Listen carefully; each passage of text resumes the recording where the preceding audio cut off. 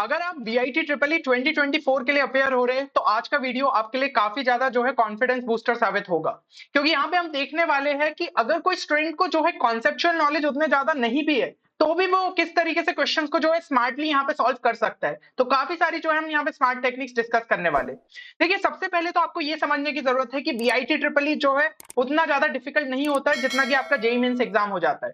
Second, यहाँ पे पूरा जो गेम रहता है वो आपका स्पीड का रहता है, क्योंकि भाई 125 क्वेश्चन करने हैं आपको 150 मिनट के अंदर। तो यहाँ पे जरूरी हो जाता है कि कई क्वेश्चंस जिसमें जो है नॉर्मल अप्रोच दूसरे स्टूडेंट्स लगा रहे हैं वहां पे आप स्मार्ट अप्रोच लगा लो। तो ये स्मार्ट टेक्निक्स को यूज करके उन क्वेश्चंस को आप सेकंड्स के अंदर सॉल्व कर सकते हो। एंड यहाँ पे जो है नेगेटिव मार्किंग भी नहीं रहती। तो आपको जो है लॉजिकल गैसेस भी लगाने आने चाहिए कि किस तरीके से जो है क्वेश्चन का हम मोस्ट अप्रोप्रिएट आंसर तक जो है पहुंच पाए। तो ये चीजें जो है आपको आनी चाहिए। और यहाँ पे ऑलरेडी हमने आपके लिए जो है रैंकर्स बैच को यहाँ पे लॉन्च किया है, जिसके अंदर इस तरीके की कई सारी शॉर्ट ट्रिक्स आपके लिए डिस्कस की गई है। एप्टीट्यूड एंड इंग्लिश के जो है आपको लेक्चर्स मिल जाएंगे। लास्ट टाइम पे किन क्वेश्चंस पे ज्यादा फोकस कर लेना चाहिए वो चीज आपको देखने को मिल जाएगी। तो आप जो है इस बैच को जरूर से यहाँ पे चेक कर सकते हैं। और इन सभी को जो है काफी ज्यादा डिस्काउंटेड प्राइस पे रखा है। बाकी किसी स्टूडेंट का अगर जो है बहुत ही जल्द यहाँ पे पेपर है तो वो फास्ट ट्रैक बैच को भी चेक कर सकते हैं, या फिर से मॉक टेस्ट अगर आपको देना है तो उसका भी जो है सेपरेट पैकेज आपके लिए यहाँ पे अवेलेबल है। चलिए, यहाँ पे अगर हम जो है जैसा कि मैं बात कर रहा था लॉजिकल गैसेस की, तो एक वीडियो मैंने ऑलरेडी आपके लिए जो है पिछला यहाँ पे पब्लिश किया था, जिसके अंदर हमने डिस्कस करी थी कई सारी टेक्निक्स, ताकि आप जो है लॉजिकल गैस यहाँ पे सही मार पाओ। तो आपने अगर इस वीडियो को चेक नहीं किया है तो जरूर से चेक कर लीजिएगा। इसकी लिंक जो है वो हम यहाँ पे आपके लिए डिस्क्रिप्शन में डाल देंगे। और देखिए, यहाँ पे हम जो भी क्वेश्चंस उठा रहे हैं अभी आपके बीआईटी ट्रिपल ई 2024 का जो ऑफिशियल मॉक टेस्ट डला है उनकी वेबसाइट पे, उसी में से उठा रहे हैं। तो आपको एक फील मिल जाता है, आपको समझ में आता है कि इस लेवल के क्वेश्चंस को किस तरीके से स्मार्टली जो है सॉल्व किया जा सकता है। तो यहाँ पे अगर आप जो है इस सीरीज के अंदर और भी वीडियो चाहते हैं तो कमेंट सेक्शन में जरूर से जो है मेंशन करिएगा। साथ ही साथ इस वीडियो को जरूर से जो है लाइक कर दीजिए। चलिए, तो यहाँ पे अगर हम जो है सबसे पहला क्वेश्चन देखें तो इस क्वेश्चन के अंदर ए 0 से 1 के बीच में गिवन है, b belongs to all real numbers है। तो if the complex number z1 equal to 0, z2 is equal to a plus i and z3 is equal to 1 plus i b, ये जो है अगर आपके इक्विलेटरल ट्राइंगल यहाँ पे फॉर्म कर रहे हैं तो पेयर a कॉमा b जो है किसके इक्वल रहेगा। अब इस क्वेश्चन के अंदर पता है आपको इक्विलेटरल ट्राइंगल जो है उसकी प्रॉपर्टीज यहाँ पे पता रहनी चाहिए कि कॉम्प्लेक्स नंबर में किस तरीके से रहती है, तभी ये क्वेश्चन सॉल्व हो सकता था। तो यहाँ पे अगर हम जो है एक देखें कि नॉर्मली स्टूडेंट किस तरीके से इस क्वेश्चन को अप्रोच करते हैं, तो सबसे पहले तो वो ये बोलते हैं कि भाई हाँ, इक्विलेटरल ट्राइंगल में जो है आपकी साइड सभी इक्वल होती है, तो उसी का यूज करके z3 माइनस z1 का modulus is equal to z3 minus z2 का मॉड्यूलस, इसके थ्रू आपको एक इक्वेशन मिलती। दूसरी ये जो है आपकी इक्विलेटरल ट्रायंगल की यहाँ पे इंपॉर्टेंट प्रॉपर्टी हो जाती है, तो इसको यूज करके और थोड़ा भाई सॉल्व करके यहाँ पे फाइनली आप वैल्यू तक पहुंचते। लेकिन ये काफी ज्यादा यहाँ पे जो है लंबा अप्रोच है। क्या हम जो है इस क्वेश्चन को और जल्दी यहाँ पे सॉल्व नहीं कर सकते थे, या फिर अगर आपको प्रॉपर्टी नहीं पता है तो क्या इस क्वेश्चन को सॉल्व नहीं किया जा सकता था? बिल्कुल सॉल्व किया जा सकता था। आपको यहाँ पे क्या करना था, देखिए हम जो है ना यहाँ पे थोड़ा सा ज्योमेट्री का यूज करते हैं। आपको पता है ये जो है ये आपकी क्या होती है, ये रियल एक्सेस होती है, ये आपकी इमेजिनरी एक्सेस होती है। अगर हम जो है आर्गेंट प्लेन की यहाँ पे बात करें तो इसका ही जो है हम यूज करते हैं। अब यहाँ पे सबसे पहले complex number z1 equal to 0 दिया है, इसका मतलब रियल पार्ट भी 0 इमेजिनरी पार्ट भी 0 है, मतलब ओरिजिन पे लेना है। ठीक है, पहला पॉइंट अपन ने ले लिया। दूसरा यहाँ पे बोले z2 is equal to a plus i, तो इसका क्या मतलब है कि इमेजिनरी पार्ट जो है वो यहाँ पे कांस्टेंट है, ठीक है, वो जो है आपका 1 यूनिट का है। और यहाँ पे बाकी जो रियल पार्ट है वो 0 से लेकर 1 के बीच में कहीं भी रह सकता है। तो सीधा सीधा इसको प्लॉट करते हैं हम, जो है एक काम करते हैं ना, 1 यहाँ पे ले लेते। तो इसका मतलब ये हो जाएगा आपका, ये आपने जो है 1 यूनिट यहाँ पे लिया और 1 यूनिट आपने जो है यहाँ पे मान लिया। ठीक है, ये चीज हो गई। अब यहाँ पे इमेजिनरी पार्ट क्या है, वो आपका जो है फिक्स है 1 यूनिट का। तो यानी कि आपका जो इमेजिनरी पार्ट है वो हमेशा यहाँ पे 1 रहेगा। इस तरीके से आप ये लाइन ड्रॉ कर लीजिए। अब जो आपका यहाँ पे रियल पार्ट है, वो वाला जो पॉइंट है वो इधर से लेकर इधर तक के बीच में रहेगा, क्योंकि भाई 0 से 1 के बीच में रह सकता है। बाकी बाकी तो आपका जो है इमेजिनरी पॉइंट यहाँ पे फिक्स ही है, तो इसी लाइन पे पक्का रहने वाला है। और इसमें भी अब इतना ही पोर्शन में अपन को जो है यहाँ पे थोड़ा सा कॉन्सेंट्रेट करना है। फिर देखे तो लास्ट क्या देके रखा है, z3 is equal to 1 plus ib। इसका क्या मतलब हुआ, रियल पार्ट जो है वो आपका फिक्स है और इमेजिनरी पार्ट कोई भी रियल नंबर हो सकता है। तो अगर आपका जो है रियल पार्ट यहाँ पे फिक्स हो गया है, इसका मतलब x जो है that will be equal to 1, मतलब कि रेड लाइन पे कहीं ना कहीं लाई कर रहा होगा आपका पॉइंट।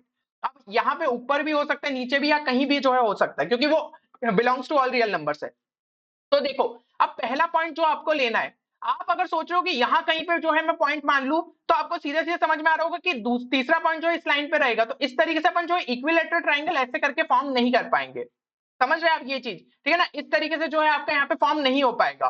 तो हमें जो है क्या यहाँ पे सोचना चाहिए, या तो फिर अगर आप जो है इस साइड ले रहे हो तो फिर कहीं ना कहीं इधर कहीं पे जो है पॉइंट जाएगा, ठीक है, फोर्थ क्वाड्रेंट के अंदर, और ऐसे करके आपका जो है फिर बन पाएगा। लेकिन अगर आप ध्यान से यहाँ पे सब पे कॉन्सेंट्रेट करो तो हर एक जो है वैल्यू सब पॉजिटिव है, मतलब कि भाई फोर्थ क्वाड्रेंट में चीजें नहीं जाएगी, तो इतने हाफ को अपन को कंसिडर यहाँ पे नहीं करना चाहिए। पॉइंट आप जो है पास में लो ध्यान से, ठीक है ना? तो 0.5 से जो है कम साइड पे ही रहेगा आपका, ये समझ में आया? अब यहां से यहां तक अगर हमने जो इसको ड्रॉ कर लिया तो इक्विलेटरल ट्रायंगल जैसा कंप्लीट करना है, तो बाकी पॉइंट जो है दूसरा यहां कहीं बनना चाहिए। इस तरीके से जो है आपका यहाँ पे 60 डिग्री बन गया, है ना? तो ये एक आपका क्या हो गया, इक्विलेटरल ट्रायंगल हो गया। और हमें क्या पता चला है कि भाई ये भी जो है 0.5 से यहाँ पे कम रहेगा, क्योंकि दिख रहा है सीधा सीधा ये भी 0.5 से कम रहेगा। तो यहाँ पे अगर हम ऑप्शंस को ध्यान से देखें, 2 माइनस रूट थ्री यानी कि 2 माइनस 1.73, तो ये भाई आपका 0.27 है ना? और यहाँ पे 2 प्लस रूट थ्री देखे तो भाई ये तो 2 से भी बड़ा चला गया, तो ये हमारा हो नहीं सकता क्योंकि दोनों ही 0.5 से कम वाली वैल्यूज रहेगी। फिर ये देखें तो ये भाई है आपका 0.5 से कम, लेकिन क्या ये है, नहीं है, ये 0.73 आ रहा है, तो ये भी कैंसिल हो गया। अब ये चेक अगर हम करें तो यहाँ पे ये जो है 0.73 है, ये 0.73 है, तो भाई दोनों ही 0.5 से बड़े, ये भी कैंसिल हो गया। ये अगर हम देखें 0.27 है, ये भी 0.27 है, तो यही हमारा जो है यहाँ पे सही आंसर रहेगा। इस तरीके से स्मार्टली आप जो है इस क्वेश्चन को काफी जल्दी जो है सॉल्व कर सकते थे। चलिए एक क्वेश्चन अगर हम जो है इस टेस्ट का और देखें तो दिया है आपको कि foot of the perpendicular of point 2,2,2 in the plane x plus y plus z equal to 9। देखिए समझने की कोशिश करिए कि क्वेश्चन में क्या दिया है कि ये आपका x plus y plus z equal to 9 है और यहाँ पे पॉइंट 2,2,2 है। अब नहीं चीजें पता है, लेकिन ये तो पता है कि फुट ऑफ परपेंडिकुलर कुछ इस तरीके से डलेगा और ये पॉइंट इस प्लेन पे लाई कर रहा होगा, मतलब कि जो आपके कोऑर्डिनेट्स है वो इस इक्वेशन को सेटिस्फाई करना चाहिए। इनमें से चेक करो कौन कौन से कोऑर्डिनेट्स का सम 9 है। 3 + 3 + 9 ये बिल्कुल सही है। फिर यहाँ पे 2 + 6 + 1 ये भी जो है 9 है, बिल्कुल सही। 1 + 1 + 1 ये तो इक्वल टू 3 है, ये कैंसिल हो गया। 9 + 0 + 0 ये भी जो है सेटिस्फाई हो रहा है। और ध्यान से देखो तो यार एक चीज और समझ में आ रही होगी कि 2,2,2 है, तो थोड़ा सा अगर हम इंट्यूशन से यहाँ पे सोचने की कोशिश करें तो एक सिमेट्री दिख रही है। x plus y plus z equal to 9 भी जो है एक सिमेट्रिकल है आपका, यहाँ पे जो है सारे इंटरसेप्ट आपके इक्वल रह रहे हैं। x/9 plus y/9 plus z/9 equal to 1 है ना, इंटरसेप्ट वाला फॉर्म से अगर थोड़ा पता होगा तो अगर सिमेट्री है तो कोऑर्डिनेट्स भी कहीं ना कहीं एक इंट्यूशन से हम कह सकते हैं a, वाले रहेंगे। अब एक ऑप्शन तो ऑलरेडी एलिमिनेट हो चुका है, तो फाइनल आंसर जो है हम इंट्यूशन के बेसिस पे 3,3,3 बोल सकते थे। ये चीज मैंने आपको जो है अभी पिछले वीडियो में जिसमें हमने बताया था कि किस तरीके से लॉजिकल गैसेस ले सकते हैं, वहां भी थोड़ा समझाया था। तो यही चीज जो हम इस क्वेश्चन में कर सकते थे। और यहाँ पे अगर आप देखोगे ना ओरिजिनल अप्रोच से भी यही सही आंसर आता।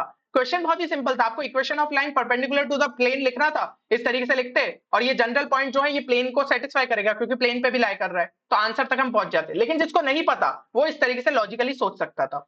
अब अगला क्वेश्चन अगर हम देखें तो interval in which the function fx is equal to ये देके रखा है डिक्रीजेस।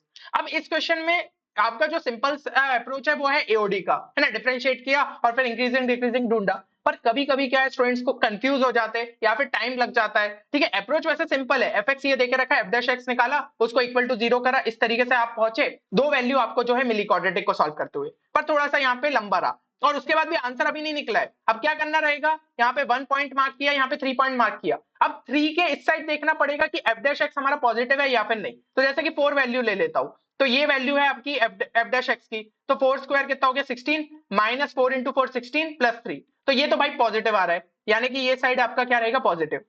1,3 में सॉरी 1 से लेकर 3 के बीच में चेक करें तो 2 वैल्यू डाल के देखते हैं, तो 2 स्क्वायर कितना हो गया 4, 4 माइनस 8 प्लस 3, ये क्या आ रहा है आपका, ये नेगेटिव आ रहा है, तो यहाँ पे नेगेटिव रहेगा। अब 1 से छोटा 0 डाल के देख लो तो 3 जो कि पॉजिटिव है, तो प्लस माइनस प्लस यानी कि नेगेटिव, यानी कि यहाँ पे जो है 1 से 3 के बीच में डिक्रीजिंग होगा, बाकी साइड जो है आपका इंक्रीजिंग रहेगा। इस तरीके से करना था, बट क्वेश्चन यहाँ पे जो है हल्का सा स्टूडेंट्स के लिए लंबा हो जाता और आपको जो है फिर यहाँ पे थोड़ा सा टाइम लग जाता है, पहुंच जाते 1,3 तक लेकिन थोड़ा सा टाइम लगता। तो अब इसमें स्मार्ट अप्रोच आप क्या लगा सकते थे, आप देखिए ना, यहाँ पे अगर हम कहानी को समझने की कोशिश करें, जो पॉइंट्स जहां पे मतलब कि मेनली हमारे इंटरवल टूट रहे वो एक 1 दिख रहा है, क्योंकि माइनस इंफिनिटी इंफिनिटी तो भूल जाओ, बाकी 1 दिख रहा है और 3 दिख रहा है। तो इन दो पॉइंट पे ही हम थोड़ा सा कॉन्सेंट्रेट करते हैं और कोशिश करते हैं कि एफ एक्स की वैल्यू का हो क्या रहा है।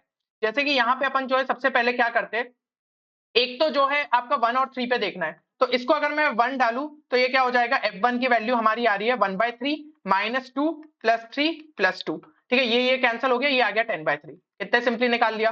f3 की अगर हम जो है वैल्यू निकाले तो ये 3 क्यूब बाय 3 कितना हो जाएगा 9, माइनस यहाँ पे 3 स्क्वायर करा तो 9 इंटू 2 18 प्लस यहाँ पे जो है 9 प्लस 2, तो ये 9 प्लस 9 18 माइनस 18 ये भी कैंसिल, इक्वल टू 2 आया। और यहाँ पे अब जैसे कि पॉइंट्स को अगर हम मार्क कर दे तो 1 पे जो है आपका कितना आ रहा है 10/3 यानी कि 3.33, तो 1 2 3 और 4, तो ये आपका 3.33 यहाँ कहीं आएगा, ठीक है, ये मार्क कर लिया। और F3 कितना आ रहा है 2, तो ये 2 हो गया, ये 3 हो गया, F3 हमारा कितना आ रहा है 2 आ रहा है। ये 2 पॉइंट हमने जो है मार्क कर लिए। और थोड़ा सा हम समझने की कोशिश करते हैं कि जीरो पे भी क्या हो रहा है, ताकि अपन को एक ग्राफ बनाने में आसानी रहे। जीरो पे अगर हम देखें तो ये बेसिकली सब जीरो हो गए, सिर्फ 2 बचा, तो F0 भी आपका कितना आ रहा है 2 आ रहा है। वाह, तो भाई एक पॉइंट ये मिल गया, ये वाला मिल गया और ये मिल गया। तो कहीं ना कहीं कहानी कुछ ऐसी समझ में आ रही है कि कर्व कुछ इस तरीके से जो है जा रहा होगा।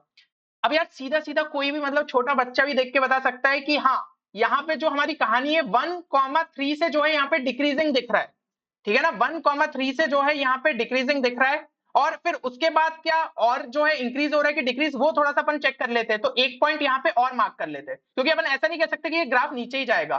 यहाँ पे तो हमें जो है दिख रहा था ये, इसलिए हमने 0 का निकाला, तो इसके बगल वाला भी एक निकाल लो। 4 को देखो, F4 कितना आ रहा है, F4 अगर हम देखें तो 64/3, ये कितना हो जाएगा 4 स्क्वायर, ये 32 प्लस यहाँ पे 4 डाला 12 प्लस 2।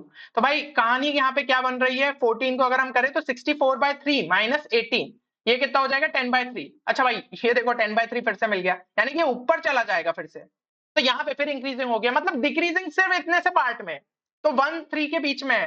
तो सीधा सीधा आप आंसर जो है यहाँ पे सी टिक कर सकते थे, ठीक है। F' वाले तरीके से नहीं जाना, ऑप्शंस को कभी कभी ध्यान से देख लोगे तो भाई क्वेश्चन अपन जो है और सिंपली तरीके से जो है सॉल्व कर सकते हैं। चलो अगला क्वेश्चन यहाँ पे देखें, if the acute angle between the unit vectors a and b is theta और modulus of a plus b is equal to √3, modulus नहीं मैग्नीट्यूड जो है a प्लस b का यहाँ पे √3 आ रहा है, तो थीटा किसके इक्वल रहेगा। अब ये क्वेश्चन है। अब यहाँ पे जो है अगर सिंपल तरीके से जाए तो पता है आपको क्या करना था, मतलब जो नॉर्मल अप्रोच रहेगा, इसको स्क्वायर किया दोनों साइड, ठीक है। अगर आपने स्क्वायर किया और आपको पता है कि इन दोनों का मैग्नीट्यूड 1 है, तो यहाँ पे ये क्या हो जाएगा आपका मैग्नीट्यूड ऑफ a का square plus magnitude of b का square plus 2a dot b equal to यहाँ पे क्या हो जाएगा 3। फिर इधर पे वैल्यू डाली और इस तरीके से a डॉट b 1/2, फिर mod magnitude of a into magnitude of b cos theta equal to 1/2, ये दोनों की वैल्यू 1 है तो cos थीटा 1/2 आया, theta is equal to 60 degree पहुंचे।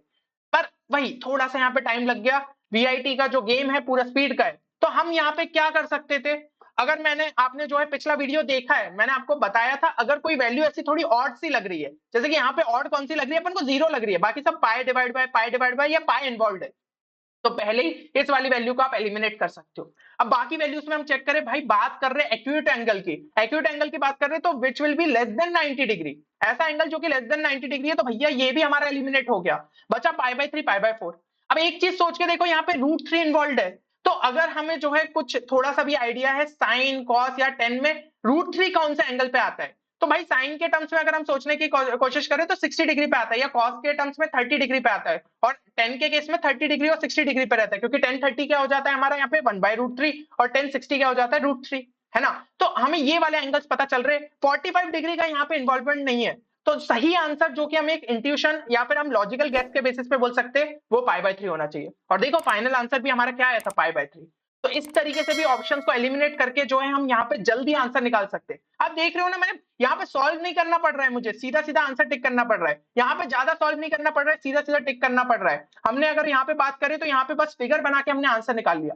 तो इस तरीके से भाई स्मार्टली सोचना पड़ेगा क्वेश्चंस में, ठीक है। तो आप जो है मॉक टेस्ट जब देने बैठोगे तो और आप ट्राई करना कि इस तरीके से स्मार्टली उन क्वेश्चंस को जो है अप्रोच करो। अगर आप इस सीरीज के अंदर और भी पार्ट चाहते हैं तो जरूर से यहाँ पे कमेंट करिएगा, और बाकी इस वीडियो को जरूर से जो है लाइक करिएगा। हम पूरा ट्राई करेंगे कि आपकी एग्जाम के पहले और भी ज्यादा जो है वीडियोस यहाँ पे रिलीज करें। चलिए तो मिलते हैं अगले वीडियो में, तब तक के लिए take care and good bye.